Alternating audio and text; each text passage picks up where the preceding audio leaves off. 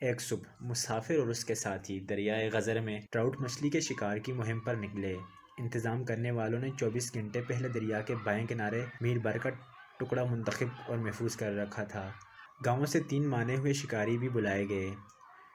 ان کی بدیسی بنسیاں اور پرفریب کانٹے مسافر کے ساتھیوں میں تقسیم کر دیے گئے اور انہیں بانسوں کی مدد سے عارضی بنسیاں بنانی پڑیں۔ پھر ان کو ہدایت دی گئی کہ وہ ان تینوں شکاری دائیں کنارے پر 6-7 میل دور نکل جائیں اور رات کے کھانے کے لیے جتنی مچھلیاں پکڑ سکتے ہیں وہ وقت پر لے آئیں۔ شکاری پیدل نکل گئے، مسافر کے ہمراہی جیپ پر سوار ہو گئے۔ سپہر کو دونوں فریق جمع ہوئے۔ ہمراہیوں نے کامیابی کی سند کے طور پر 20-25 مچھلیاں پیش کیں، جو دریا کے اس حصے سے پکڑی تھیں جہاں وہ کف دریا کے ساتھ سربکف کنارے پر آ جاتی تھیں۔ یہ مچھلیاں ان کے علاوہ تھی جو کانٹے میں پھنسنے کے بعد اپنی گلو خلاصی میں کرانے میں کامیاب ہو گئیں یا پکڑ کر کنارے پر رکھی گئیں مگر تڑپ کر پانی میں جا گریں۔ ان 3 شکاریوں نے افسوس کا اظہار کیا کہ وہ کسی خدمت کے لائق نہ نکلے اور انشاءاللہ آئندہ کسی موقع پر اس کوتاہی کی تلافی کریں گے۔ حالانکہ ان میں سے ہر ایک کے پاس فرداً اتنی مچھلیاں تھیں جتنی ہمراہیوں کے سارے ہجوم نے مل کر پکڑی تھیں۔ مسافر نے ان سے وہ مصافحہ کیا جو ہاتھ اوپر اٹھانے، سفید جھنڈا لہرانے اور ہتھیار ڈالنے کے مساوی ہوتا ہے۔ انعام دینا چاہے تو انہوں نے صاف انکار کر دیا۔ جب وہ تینوں دوست جو معمولی فرق کے ہم عمر نظر آ رہے تھے رخصت ہونے لگے تو مسافر نے یوں ہی پوچھ لیا کہ کیا تینوں ایک گاؤں کے رہنے والے ہیں؟ جواب ملا، ایک گھر کے۔ پھر ایک نے دوسرے کی طرف اشارہ کیا اور کہا، یہ میرے والد صاحب ہیں۔ دوسرے نے تیسرے کی طرف اشارہ کیا اور یہ میرے والد صاحب ہیں۔ مسافر نے اس تیسرے شخص کی طرف دیکھا جو ایک کا والد دوسرے کا دادا تھا۔ یہ شخص صبح 5 پہاڑی میل چل کر آیا۔ دوپہر سے سپہر تک اس نے 10 ویسے ہی میل مچھلیاں پکڑنے اور لانے کے لیے طے کیے۔ اب پھر 5 میل چل کر گھر پہنچے گا اور اس شخص کی عمر 70 برس سے زائد ہے۔ شاید اس وادی میں جگہ جگہ آب حیات کے چشمے بہتے ہیں۔ مسافر نے چلتے چلتے ان سے کام کاج کے بارے میں پوچھ لیا۔ سوال غیر ضروری لگا کیونکہ وہ شکل صورت سے غریب کاشتکار لگتے تھے۔ جواب ملا، یہاں کھیت کہاں ہے کہ کوئی کھیتی باڑی کرے، پہاڑ و جنگل ہے، اس لیے سردیوں میں لکڑیاں چیرتے ہیں اور گرمیوں میں جانور چراتے ہیں۔ یہ سن کر مسافر کی آنکھوں میں چمک پیدا ہوئی۔ اسے لکڑہاروں اور چرواہوں سے بڑا انس ہے اور یہ اس وقت پیدا ہوا جب وہ کہانیاں سننے کی عمر سے گزر رہا تھا۔ اس کی خاطر اس کے والد محترم نے چند کہانیاں بھی لکھیں جنہیں جامعہ ملیہ نے پہلے رسالہ پیام تعلیم میں قسطوار اور پھر کتابی صورت میں چھاپا۔ 2 کہانیاں بہت مقبول ہوئیں، ایک شہزادی گلنار اور دوسری خوشحال لکڑہارا اور اس کے بیٹے۔ مسافر کو اندازہ ہے کہ وہ لکڑہارا کون تھا، مگر اس کے باوجود وہ ایک عرصہ سے خوشحال لکڑہارے کو ڈھونڈ رہا ہے۔ سفر پہاڑوں کا ہو کہ ریگستانوں کا، وہ ہر دور افتادہ جگہ پر ملنے والے لکڑہارے اور چرواہے کو دیکھ کر ٹھٹک جاتا ہے۔ شاید یہی وہ کہانی والا شخص ہے جو اتنا پر نظر تھا کہ جب اسے جنگل میں سر راہ ایک خزانہ ملا تو اس نے لینے سے انکار کر دیا اور اپنے بیٹوں سے کہا، اگر تمہیں دولت کی تلاش ہے تو پہلے تمہیں ایک دوسرے باپ کی تلاش کرنی ہوگی۔ زندگی خود ایک دولت ہے اور کانِ زندگی سب سے بڑی دولت ہے۔ اس دولت کو سیموزر کی تلاش میں ضائع نہیں کرنا چاہیے۔ مسافر نے سلسلہ کوہ قراقرم میں کئی بار چرواہوں کی تلاش کی، مگر یوں لگتا ہے جیسے کاندھے پر آنکڑے والی لاٹھی رکھے، رکھوالی کتے کو ساتھ لیے، منہ سے صرف جانوروں کی سمجھ میں آنے والا حرف ندا بار بار نکالنے والا چرواہا ان پہاڑوں میں ہوتا ہی نہیں۔ ان راہوں میں کئی بار بھیڑ بکریاں دیکھ کر جیپ روکی۔ جتنی بھیڑ بکریاں تھیں اتنے ہی بچے آس پاس پھرتے نظر آئے۔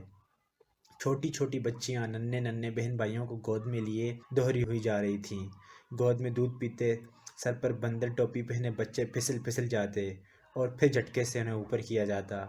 مسافر بچوں کو آواز دیتا۔ آواز سنتے ہی بچوں میں بھگدڑ مچ جاتی۔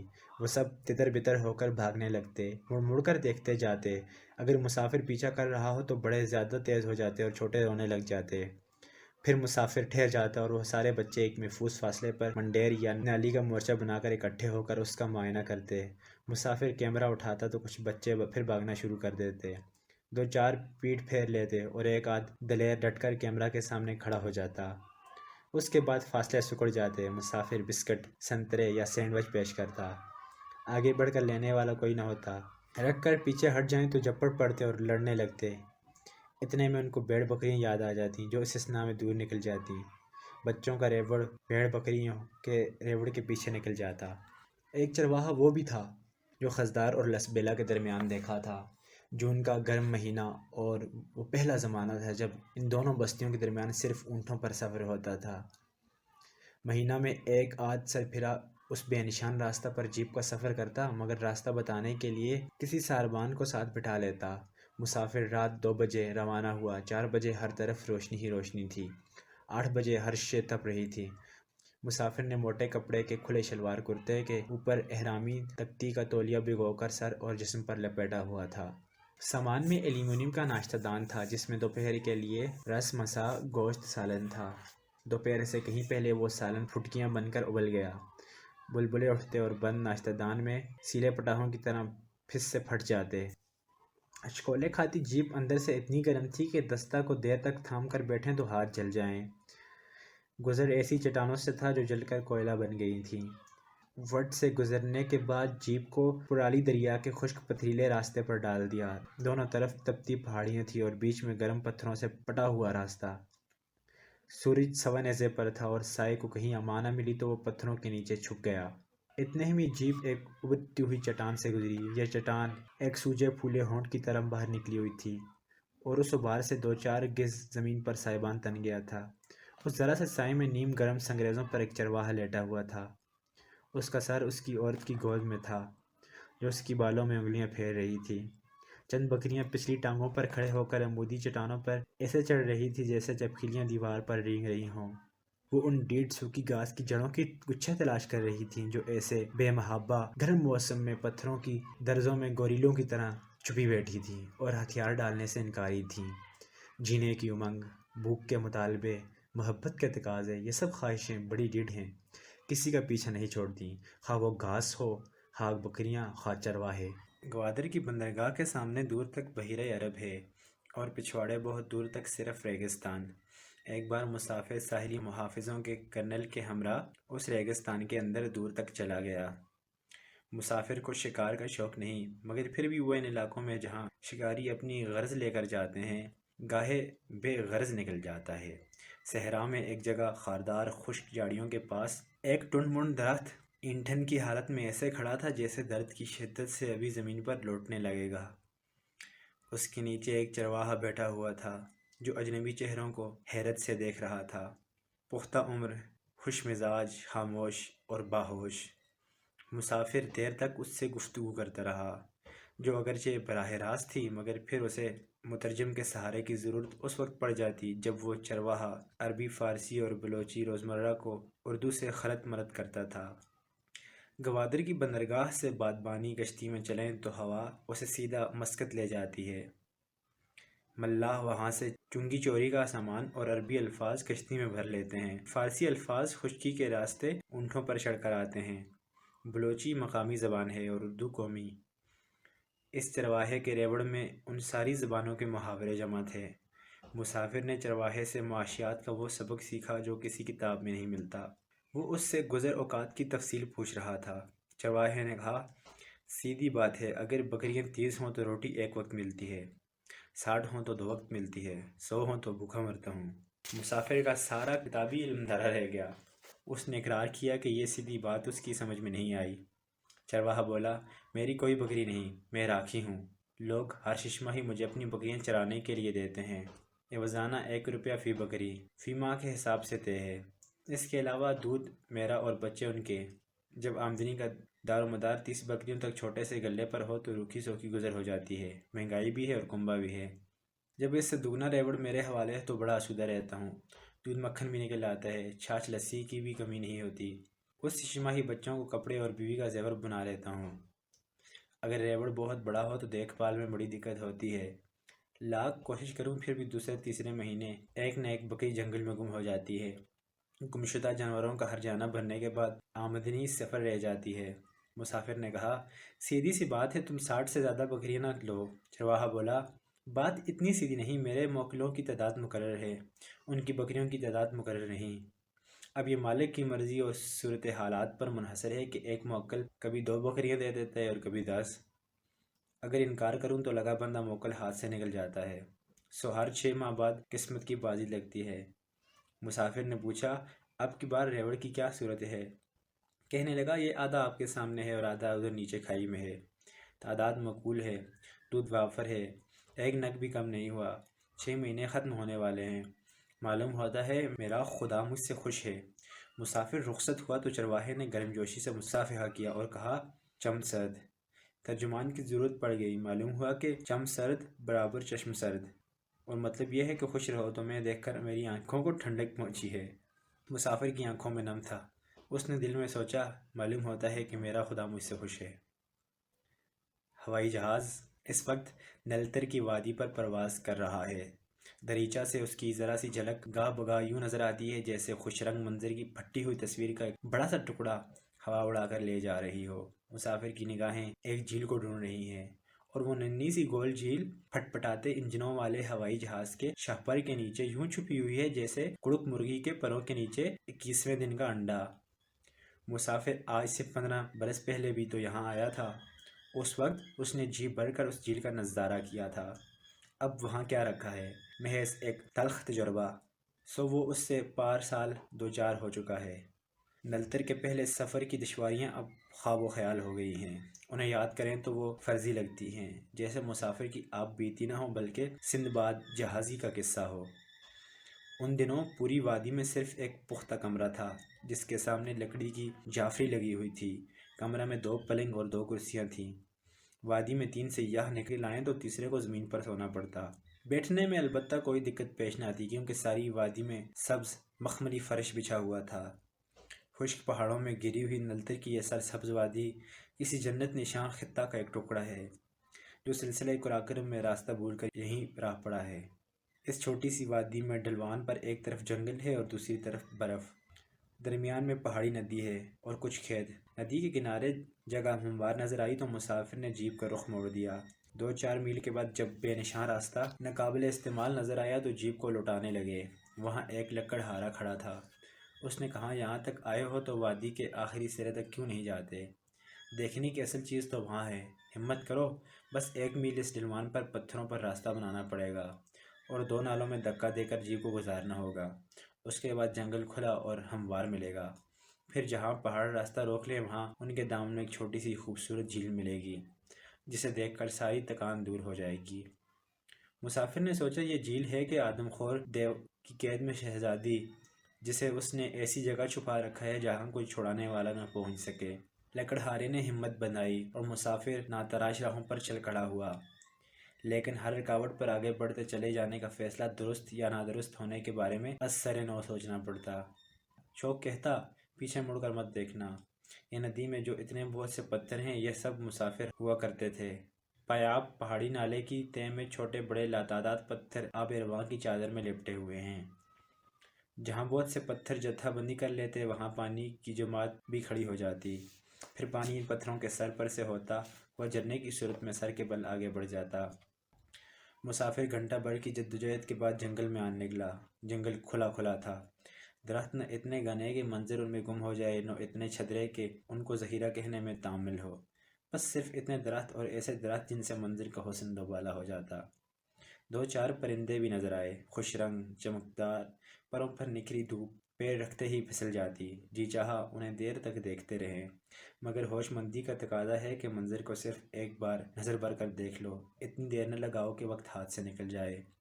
پرندوں کا کیا اعتبار کب اڑ جائیں، دھوپ کا کیا بھروسہ کب ڈھل جائے۔ معتبر ہے تو صرف وقت جس کی رفتار میں کبھی فرق نہیں آتا۔ مسافر نے سفر جاری رکھا، اسے جھیل کو ہاتھ لگا کر شام سے پہلے اپنے ٹھکانہ پر واپس پہنچنا تھا۔ وادی کا دوسرا سرا آ گیا، جنگل ختم ہو گیا، پہاڑ قریب آ گئے۔ سامنے ایک چھوٹا سا ٹیلہ تھا، مسافر جیپ سے اتر کر اس ٹیلہ پر چڑھ گیا۔ 3 طرف پہاڑوں کا سہدہ تھا اور چوتھی طرف یہ سرسبز ٹیلہ، ان کے درمیان آغوش کوہستان میں ایک ننھی منھی سی جھیل تھی۔ اسے جھیل کہنا مبالغہ ہوگا، یہ جھیل ہے کہ کنول پر رکھا ہوا شبنم کا قطرہ، مسافر نے سوچا۔ آسمانی رنگ کی اس جھیل کے کنارے جو تنہا درخت منظر میں ڈوبا ہوا تھا اس کا عکس پانی کی سطح پر ہلکا نیلا اور تہہ میں سرمئی تھا۔ اس کے پتے جھیل میں گرتے رہتے اور جنتری کا کام دیتے ہیں۔ وہ جو تہہ میں سیاہ گیلی مٹی کے ساتھ یکجان ہو گیا ہے وہ اس موسم کے آغاز میں درخت سے جدا ہونے والا پہلا پتا تھا، اور یہ زرد ڈنٹل والا کچھ بھورا اور کچھ سبز پتا جو سطح پر تیر رہا ہے اس وقت گرا جب مسافر نے پیپرس کے اس درخت کی کاغذی چھال اتارنے کی کوشش کی۔ اس نے اس چھال کے مخطوطات عجائب گھروں میں بارہا دیکھے تھے، مگر درخت سے ملاقات پہلی بار ہو رہی تھی۔ درخت کا سفید اور سبک تنا تیار کاغذ کا گٹھا تھا۔ چھال کا پتلا پرت ہاتھ میں لے کر کولو کے بیل کی طرح اس کے گر چکر لگائیں تو گھنٹہ 2 گھنٹہ میں یہ درخت فضا میں تحلیل ہو جائے اور اس کی جگہ ہاتھ میں صرف کاغذ ہی کاغذ رہ جائے گا، طویل اور کوڑا۔ مسافر نے چاقو سے چھال پر لکیر لگائی اور پرت کو لے کر درخت کا ایک چکر آہستہ لگایا اور احتیاط سے لگایا، جیسے ڈاکٹر کسی زخمی کی پٹی اتار رہا ہو۔ کاغذی چھال پھر بھی ایک جگہ سے پھٹ گئی۔ وہاں درخت میں گانٹھ تھی، جیسے زخم ابھی بھرا نہ ہو۔ نیچے سے درخت کی تازہ نم چھال نکلی، اس گلابی استر کی طرح نازک جو انسانی جسم میں کھال کے نیچے ہوتا ہے۔ چھال بھی تو آخر کھال ہوتی ہے۔ یہ خیال آتے ہی مسافر نے ہاتھ کھینچ لیا۔ چھال کا جو ٹکڑا ہاتھ میں تھا اسے ہوا میں خشک ہوتے دیر نہ لگی۔ مسافر نے پہلے اس پر بسم اللہ لکھی، پھر سرخوشی میں نہ جانے اور کیا لکھا۔ مجنوں جب دبستان میں لام الف لکھتا تو اسے معلوم نہ ہوتا کہ وہ کیا لکھ رہا ہے۔ اس جھیل کے کنارے مسافر کی سرخوشی کسی عاشق سے کم نہ تھی اور نہ منظر حسن و خوبی میں کسی لیلا سے کم ہوگا۔ مسافر نے گھر پہنچ کر چھال کا وہ ٹکڑا اپنے پھیلے ہوئے ساز و سامان میں کہیں سنبھال دیا۔ تجربہ کہتا ہے داشتہ آید بکار۔ خان صاحب کہتے ہیں کہ داشتہ کے ساتھ صرف ناپکار کا تصور ہی ٹھیک بیٹھتا ہے۔ مسافر ہنس دیتا ہے، آخر اپنے اپنے تجربہ کی بات ہے۔ مسافر کے پاس ان گنت چھوٹی بڑی، بھولی بسری، غیر مستعمل یا نامکمل چیزیں گھر میں یوں بھری پڑی ہیں جیسے کسی بزدل کے دل میں طرح طرح کے خوف پہلے دور نہیں ہوتے اور نت نئے پیدا ہوتے رہتے ہیں، مگر وہ ان کو گھر سے خالی کرانے پر آمادہ نہیں۔ دامن جھاڑنے کے لیے جتنی ہمت چاہیے وہ مسافر اپنے اندر نہیں پاتا۔ یہ سب کہنا اور ماندہ چیزیں اس کے لیے لمحات اور تجربات کی نشانیاں ہیں۔ وہ اپنی دریافت انہی نشانیوں سے کرتا ہے۔ وہ تو شاید لکھتا بھی اس خاطر ہے کہ اسے اپنا سراغ مل جائے۔ بہت دنوں کے بعد اس نے ایک الماری کھولی، چھال کے ٹکڑے کے لیے ادھر ادھر جھانکا، مگر وہ نہ ملا۔ البتہ وہاں ایک بند لفافہ پڑا تھا۔ اسے کھولا تو اس میں سے پیپل کا زرد پتا نکلا۔ مسافر یہ پتا انورادھا پورہ سے لایا تھا۔ یہ پتا ایک ایسے درخت کی شاخ سے گرا تھا جس کی تاریخی عمر 2000 برس بتائی جاتی ہے، اور یہ درخت جس شاخ سے پھوٹا تھا وہ گیا کہ اس درخت کی تھی جس کے نیچے کپل وستو کے شہزادے کو نروان ملا تھا۔ جنم بھومی میں بدھ مت اور گیا کے پتر درخت دونوں کی بیخ کنی ہو گئی، مگر اس مذہب اور اس درخت کی جو کلمیں دوسرے ملکوں میں لگائی گئیں وہ اب تک ہری بھری ہیں۔ سری لنکا کے وسط میں انورادھا پورہ کے کھنڈرات میں ایک جانب دیواریں، سیڑھیاں، حجرے اور عبادت گاہیں بنی ہوئی ہیں، جن کے بیچوں بیچ ایک چبوترے پر جنگلہ کے اندر یہ درخت لگا ہوا ہے۔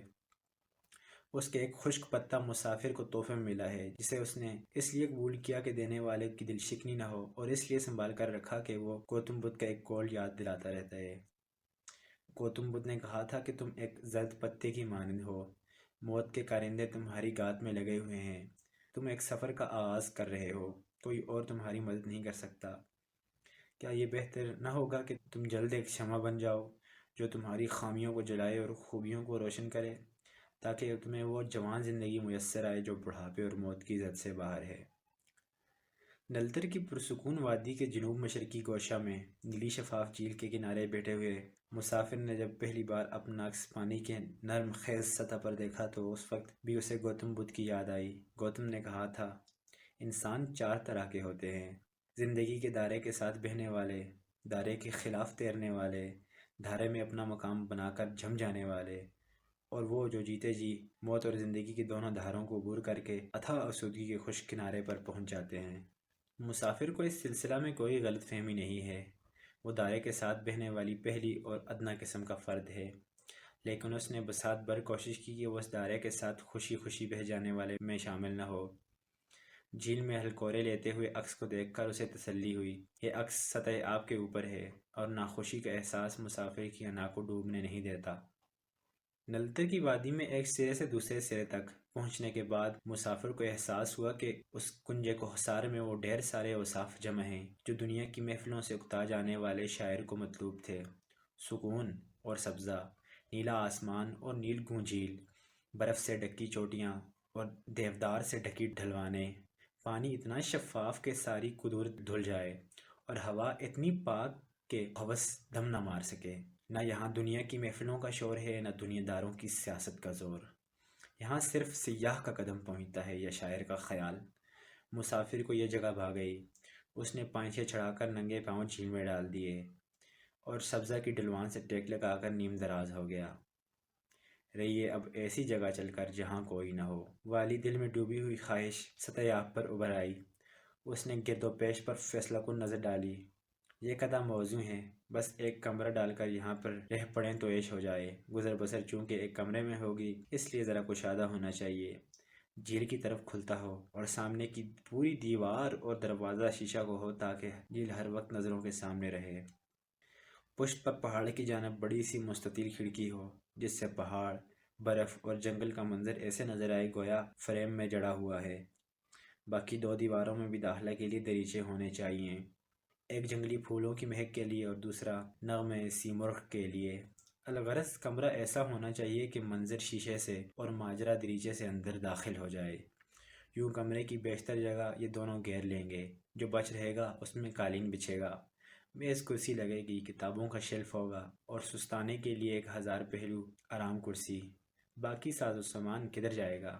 ساز تو مانا شہر میں چھوڑ دیں گے، مگر سامان کے بغیر گزران کیسے ہوگی؟ ایک کمرہ ضروریات زندگی کے لیے اور ڈال لیں گے، یہ سونے والا کمرہ ہوگا۔ اس میں تزئین کے لیے غالیچہ اور مصور خطاطی کے نمونے ہوں گے۔ استعمال کے لیے پلنگ، بستر، لیمپ، تپائی اور ایک جہانگیر ریڈیو ہوگا۔ کپڑوں کے لیے ڈریسنگ روم علیحدہ ہونا چاہیے، غسل خانہ، باورچی خانہ اور اسٹور روم اس کے علاوہ ہوں گے۔ کھانا پکانے کے لیے ملازم اور اس کی رہائش کے لیے کمرہ بھی ضروری ہے۔ بجلی کی فکر نہیں، چراغ روشن ہوں گے، گیس کی کوئی حاجت نہیں، لکڑی جلائیں گے۔ دھوبی اور حجام نہ ہوئے تو کیا غم، ملجگی گڈری پہنیں گے اور بال خوب بڑھائیں گے۔ ممکن ہے کہ لوگ اس گناہگار کی صورت دے کر اسے پیر فقیر بنا لیں۔ ایسا ہوا تو اس کا گوشہ سکون اور مسافر کا ایمان دونوں غارت ہو جائیں گے۔ خواہش کو یوں تاراج ہوتے دیکھا تو مسافر نے اپنے پاؤں جلد سے باہر نکال لیے۔ وہ ان کو خشک کرتا جاتا اور سوچتا تھا کہ ایک خاموش اور خوبصورت جگہ پر جھونپڑا ڈال لینے کی خواہش کا نقشہ ذرا سی دیر میں اسلام آباد کے سرکاری بنگلہ کی صورت اختیار کر گیا ہے۔ خواہش بھی آئندی کی طرح ہر دم نئی بستیاں بساتی ہے۔ بچپن میں مسافر نے ایک تھیٹر دیکھا جس میں ایک شخص کسی کی جھلک دیکھ لینے کے بعد خود کلامی کے جوش میں بار بار پکارتا تھا، ایک بار دیکھا ہے اور ایک بار دیکھنے کی ہوس ہے۔ وہ شخص عجیب تھا، جھلک اسے خواہ کتنی بار ہی نظر آئے، وہ ایک بار پھر دیکھنے کی خواہش کا اظہار بڑی شدت سے کرتا تھا۔ ہر جھلک اس شدت میں اضافہ کر دیتی۔ نلتر جھیل اور مسافر کا باہمی تعلق بھی چند سال تک اسی طرح کا رہا، پھر اسے دیر تک وہاں جانے کا موقع نہ ملا۔ اس سے تعریفیں سن کر چند ہمراہی مصر تھے کہ اب کی بار ہم بھی ہمراہ چلیں گے۔ پچھلے برس یہ آرزو پوری ہوئی اور اس کے بعد مسافر سے کسی نے ایک بار پھر دیکھنے کی ہوس کا ذکر نہیں سنا۔ نومل پہنچے تو معلوم ہوا کہ پرانی سڑک متروک ہو چکی ہے اور نئی سڑک نالے کے دوسری طرف ہے۔ پرانی سڑک پہاڑی کی چوٹی پر پہنچ کر یکایک ایک وادی میں داخل ہوتی۔ وادی کا پہلا اور بھرپور نظارہ سفر کی ساری تھکان دور کر دیتا۔ نئی سڑک چور دروازے سے وادی میں داخل ہوتی ہے اور نظارہ کو رونتی ہوئی دور تک چلی جاتی ہے۔ جھیل کی طرف روانہ ہوئے تو منظر بدلا ہوا تھا۔ بدمزاقی نے منظر کی حد بندی کر کے اسے چھوٹے چھوٹے مالکانہ قطعات میں تقسیم کر رکھا تھا۔ جس وادی میں رہنے والے گنے چنے اور کھیت تھوڑے بہت تھے، وہاں قدم قدم پر مکانوں کی دیواریں اور کھیتوں کی منڈیریں بلند ہو چکی تھیں۔ جس جنگل میں بھیڑ بکریاں بھی گنتی کی تھیں، وہاں ناگ بہتے اور گدھ جمے بچوں کے پرے لگے ہوئے تھے۔ پہلے جھیل سے 5 میل کے فاصلے تک کوئی جھونپڑی نہ تھی، اب وہاں جھیل کے ساتھ جو ٹیلا ہے اس کے نیچے جانوروں کا بہت بڑا باڑہ بنا ہوا ہے اور ان کے نیچے مالکوں کے گھر بنے ہوئے ہیں۔ مسافر نے ہمراہیوں سے کہا، راستہ کے حسن کا تو خون ہو چکا ہے، لیکن جھیل کا منظر اس کی تلافی کر دے گا۔ مسافر کی قیادت میں سارے ہمراہی دم ساتھ کر اور جگر تھام کر ٹیلا پر چڑھ گئے۔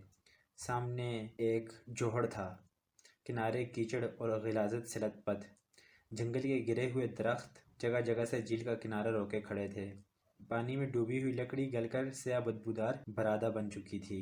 پیپرس کا درخت غائب تھا، جہاں کبھی مسافر پانی میں پاؤں ڈالے خواہشوں کے نقشے کھینچتا تھا، وہاں کچھ کھنڈر کنارے پر تھے اور کچھ تعمیراتی ملبہ جوہڑ میں پڑا تھا۔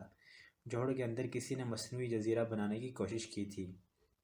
اس جزیرے تک لکڑی کے پل سے ہو کر جاتے تھے۔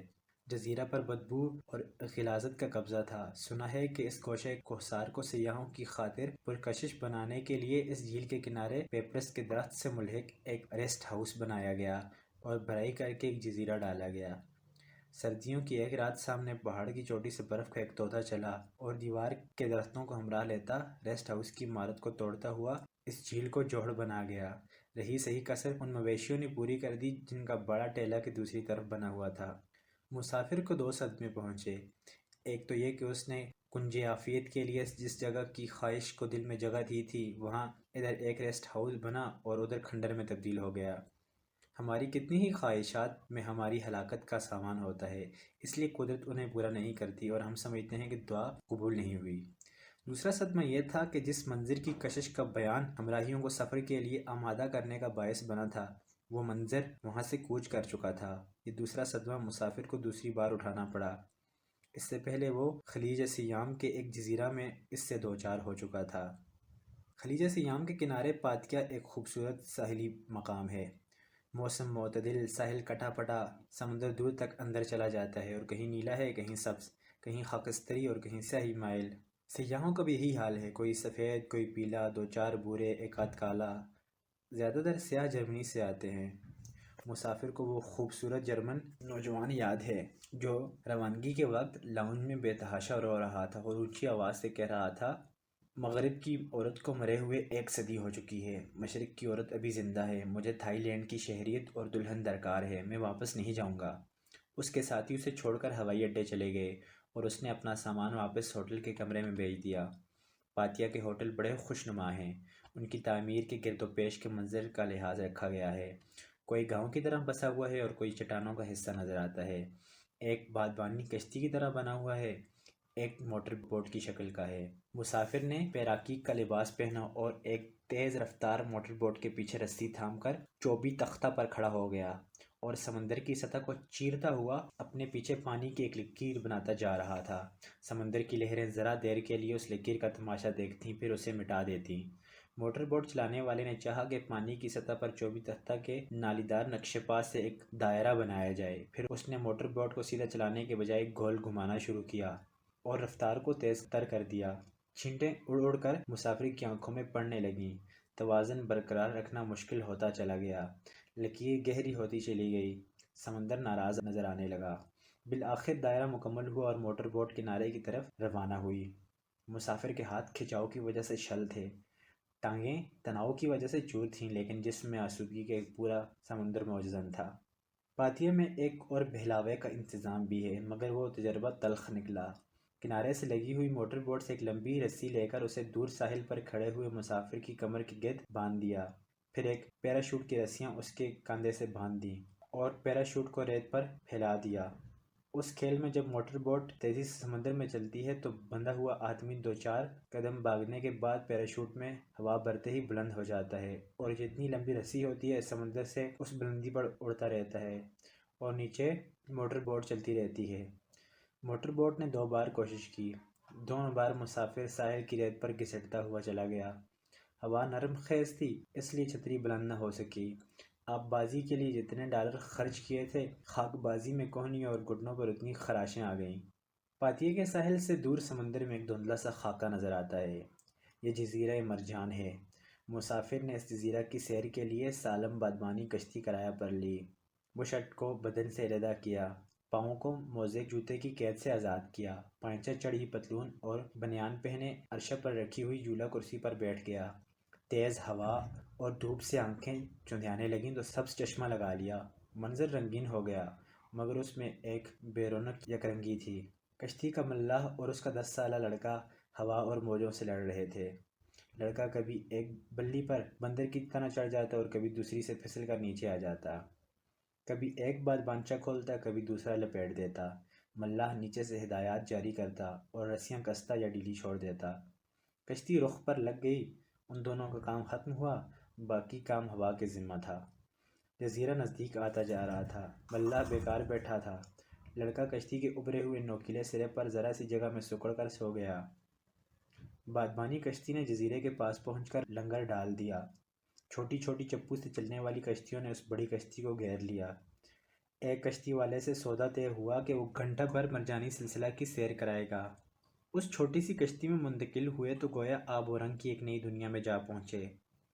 اس کشتی کا پیندہ شیشے کا ہے اور وہ زیر آب ساحلی سنگستان کے اوپر تیر رہی ہے۔ مسافر اس کشتی میں لیٹ کر شیشے سے آنکھیں لگائے سمندر کی تہہ کو دیکھ رہا ہے۔ یہاں سمندر 3-4 ہاتھ گہرا ہے اور اس کی تہہ سے مونگے کی چھوٹی چھوٹی چٹانیں ابھرتی اور کشتی کے شیشے والے تلے کے پاس پہنچ کر ختم ہو جاتی ہیں۔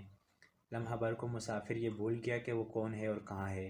اسے یوں لگا کہ وہ 5-6 سال کا بچہ ہے جسے کسی نے گتے کی نلکی اور رنگین کیچوں سے بنی ہوئی عکس بین پہلی بار دیکھنے کے لیے دی ہے۔ بچہ اسے سورج کے رخ پر رکھ کر اس کے ساتھ ایک آنکھ لگا کر اسے گھماتا جاتا ہے۔ عکس بین کے دوسرے سرے پر رنگوں کی قوس و قزح ٹوٹتی اور جڑتی رہتی ہے۔ ہر بار ایک نیا نمونہ بنتا ہے، رنگ برنگ اور رنگا رنگ۔ کوئی آنکھوں کو اچھا لگتا ہے، کوئی دل کو بھا جاتا ہے اور کوئی حیرت میں اضافہ کر دیتا ہے۔ بچہ نے اس آلہ کو اتنی دیر تک گھمایا کہ اس کا بچپن ختم ہو گیا، مگر رنگین نظاروں کی وہ گوناگونی تھی کہ ایک بار بھی تکرار کی نوبت نہ آئی۔ اب وہ بچہ بڑا ہو گیا ہے، کانچ کی کشتی کی تہہ سے ٹکٹکی باندھے تہہ آب ان رنگین عبارتوں کو دیکھ رہا ہے جن میں کوئی حرف مقرر نہیں۔ کشتی کو دم لے کر چلتے ہوئے 1 گھنٹہ ہو گیا ہے، مگر نہ دل سیر ہوا نہ تماشا ختم ہوا۔ یہ حجری طبقہ سمندر کے نیچے میلوں تک پھیلا ہوا ہے۔ رنگکاری اور طرز تعمیر کا یہ شاہکار سلسلہ چٹان ایک حقیر لجلجے کثیر پاک کیڑے کی نسلاً بعد نسلاً جدوجہد کا نتیجہ ہے۔ ایک ننھا سا کیڑا بے پایاں سمندر میں کہیں پاؤں جما کر اپنے لعاب سے اپنے گرد ایک حصار کھینچتا ہے۔ یہ زندگی میں اس کا قلعہ ہوتا ہے اور موت کے بعد اس کا مقبرہ بن جاتا ہے۔ اسی حصار پر دوسری نسل اپنے پیر مضبوطی سے گاڑ لیتی ہے اور اس بنیاد پر ایک نیا حصار بنا لیتی ہے۔ ہزاروں سال اس عمل کو دہرانے کے بعد سمندر کی تہہ میں ایک دیوار کھڑی ہو جاتی ہے اور ایک باغ کھل جاتا ہے۔ دیوار اتنی مضبوط ہوتی ہے کہ تہہ میں اٹھنے والے طوفانوں کا رخ موڑ دیتی ہے۔ باغ اتنا خوبصورت ہوتا ہے کہ خشکی پر واقع کوئی باغ اس آبی گلزار کا مقابلہ نہیں کر سکتا۔ یہ کیڑے انسان سے زیادہ سمجھ رکھتے ہیں، انہیں حسن اور قوت کا راز معلوم ہے، ان کی نسلیں قرن ہا قرن تک اپنے ورثہ سے پیوست رہتی ہیں۔ مسافر نے اس ورثہ کو تختہ گل سے زیادہ متنوع اور حسین پایا، یہاں تک کہ وہ ننھی منھی مچھلیاں جو زرق برق پوشاک پہنے اس مونگی بھول بھلیاں اور ان مرجانی گرندوں میں سے ادھر ادھر گلگشت کر رہی ہیں، وہ بھی تتلیوں سے زیادہ رنگین اور نازک ہیں۔ کشتی ساحل کی طرف مڑی جو بالکل نزدیک ہے۔ مسافر کو معلوم ہے کہ ذرا سی دیر میں یہ منظر خواب و خیال ہو جائے گا۔ وہ شیشے سے چپک گیا کہ شاید اس طرح وہ نظارہ کی تہہ تک پہنچنے میں کامیاب ہو سکے۔ اس نے آنکھیں جھپکنی بند کر دیں کہ چشم زدن میں وہ اس نظارہ سے محروم نہ ہو جائے۔ سمندر کی تاریک تہہ میں ایک سایہ ابھرتا ہے اور سطح آب سے جب ایک ہاتھ رہ جاتا ہے تو پھلجھڑی بن جاتا ہے، روشن اور رنگین۔ ہر لحظہ باغ میں نئی پھلجھڑیاں چھوٹتی رہتی ہیں۔ اس باغ میں مونگے کے پیچدار بوٹے اگے تھے جو سروں پر گلدان اٹھائے ہوئے تھے۔ سورج کی شعاعیں ان بوٹوں پر پڑتی تو پتھر کے بدن جگنوں کی طرح جلتے بجھتے۔ یہ مرجانی گلبن اور مونگی گلدان طرح طرح کے تھے، چھتے کی طرح ہزار خانہ، اسفنج کی طرح رخنہ رخنہ، فانوس کی طرح شمع شمع، گل اسد برگ کی طرح پر پر۔